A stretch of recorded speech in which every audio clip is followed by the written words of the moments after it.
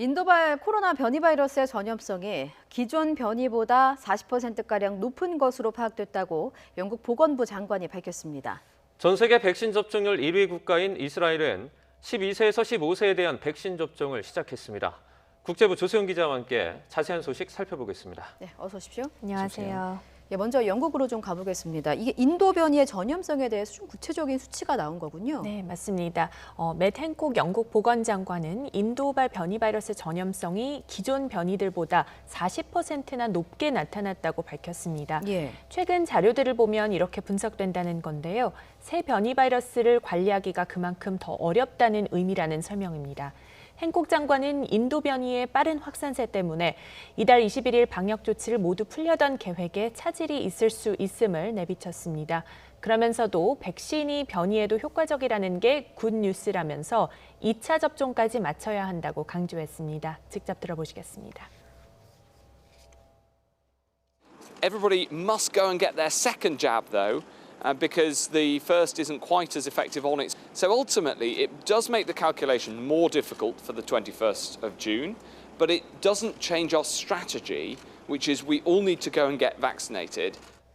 네, 행콕 장관은 특히 최근 코로나로 입원한 환자 대다수가 백신을 맞지 않은 경우였다고 거론했습니다. 예. 그러니까 백신을 맞으면 이런 상황으로부터 보호가 된다며 백신의 중요성을 여러 차례 강조했습니다. 네. 이런 가운데 이스라엘에서는 이제 만 12세에서 15세에 대한 화이자 백신 접종이 시작이 됐죠. 네, 이스라엘에는 12세에서 15세 인구가 한 60만 명 정도 되거든요. 예. 그런데 이 가운데 10,000명이 지금 예약한 상태이고요. 첫날이었던 어제 수백 명이 접종을 마쳤다고 합니다. 예. 그동안 성인 접종 과정에서 나타난 일부 심근염 이상 반응 사례들과 관련해 우려가 제기되기도 했습니다만 매우 드물게 발생했고 가벼운 증상에 그쳤다는 점에서 청소년 접종을 그대로 진행하기로 했습니다. 이스라엘에서는 지금까지 접종을 마친 500만여 명 가운데 총 270여 건의 심근염 이상 반응 사례가 보도됐습니다. 이스라엘 보건당국에 따르면 이들 가운데 95%는 가벼운 증상이었고 심각한 경우에도 나흘 이상 입원 치료를 받은 사례는 없었습니다.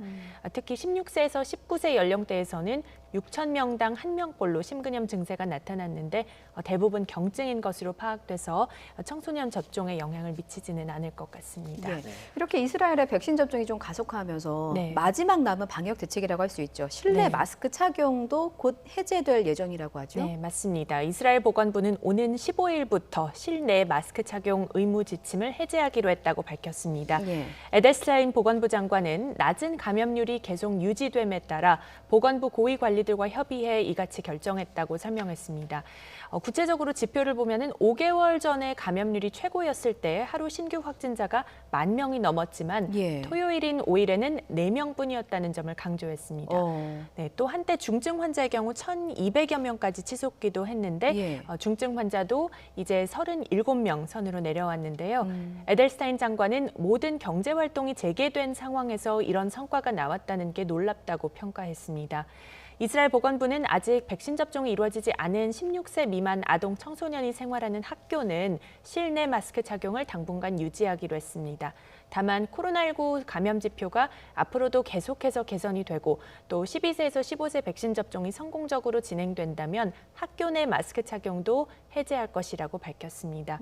아울러 이제 출입국 관련한 조치는 계속 유지가 될 것 같습니다. 예. 왜냐하면 변이 바이러스 확산 우려 때문인데요. 예. 따라서 출입국 통제는 당분간은 유지되고 추후에 또 결정을 내리기로 했습니다. 네. 마지막으로 이제 코로나19 기원 문제 관련해서요. 네. 이 트럼프 전 미국 대통령이 공식 석상에서 아주 강력한 목소리를 냈죠. 네, 맞습니다. 한동안 트럼프 전 대통령의 행보가 좀 사실 잠잠했거든요. 예. 네, 토요일에 한 공화당 행사에 참석해서 정치 활동을 본격적으로 재개하는 모습이었습니다. 지금 당시 화면을 보고 계신데요. 네. 트럼프 전 대통령은 이 자리에서 중국에 대한 비판적인 입장을 나타내면서 코로나19의 중국 실험실 기원서를 거론했습니다.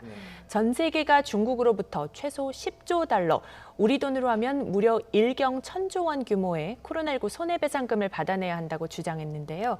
코로나19가 중국 정부 실험실에서 기원했다는 점을 민주당과 전문가들도 인정했다며 이같이 말했습니다. 특히 현재까지 전 세계가 입은 코로나19 피해 규모를 고려하면 10조 달러도 매우 적은 액수라는 겁니다. 직접 들어보시겠습니다. 예. The time has come for America and the world to demand reparations and accountability from the Communist Party of China. 네, 트럼프 전 대통령은 모든 국가가 중국과 채무 계약을 집단 취소해서 피해 배상 선금으로 삼아야 한다는 주장도 펼쳤습니다.